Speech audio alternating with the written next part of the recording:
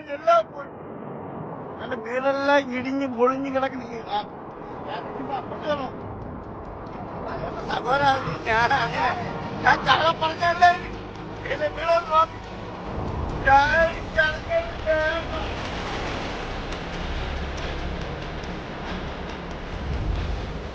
തിന്നാനോ കുടിക്കാനോ നമ്മൾ വിശന്ന് കിടന്നാലും കുഴപ്പമില്ല. നമുക്ക് എത്രയും പെട്ടെന്ന് നമുക്കുള്ളൊരു ഭവനമാണ് ആവശ്യം. നമുക്ക് തുണി മാറ്റാൻ പോലും സൗകര്യമില്ല. നോക്കിയ മോൻ അറിയാൻ പറ്റും എങ്ങനെയാണ് നമ്മൾ വേവിക്കുന്നതും കിടക്കുന്നതും തുണി മാറ്റുന്നതും എല്ലാം ഒരേ ഇടത്താണ്.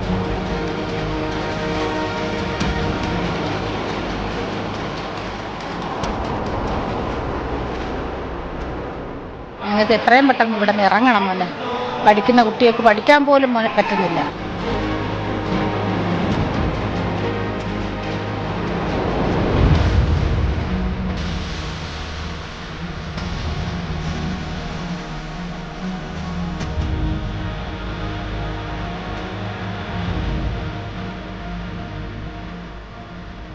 കേരളത്തിൽ 5 വർഷം കൊണ്ട് ക്യാമ്പിൽ താമസിച്ച് അതിൻ്റെ ഫലമായി സർക്കാർ നല്ലൊരു ഫ്ലാറ്റ് തന്നു.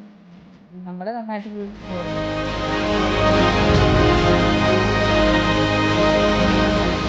കിടന്ന് അനുഭവിച്ചതിന് വേണ്ടി ഒരു ഭവനം മഴയും കാറ്റും കൊള്ളാതെ കിടക്കാം. അവിടെ ആണെങ്കിൽ മഴ വന്നാലും ഇടിവെട്ട് വന്നാലും ചോർച്ചയൊക്കെ ഉണ്ടായിരുന്നു സ്കൂളിൽ.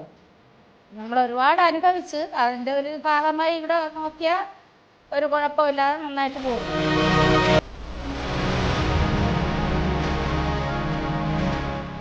നമ്മൾ ആ പഴയ വീട്ടിൽ നിന്ന് കിടന്നതിനേക്കാൾ നമുക്ക് സുരക്ഷിതമുണ്ട്.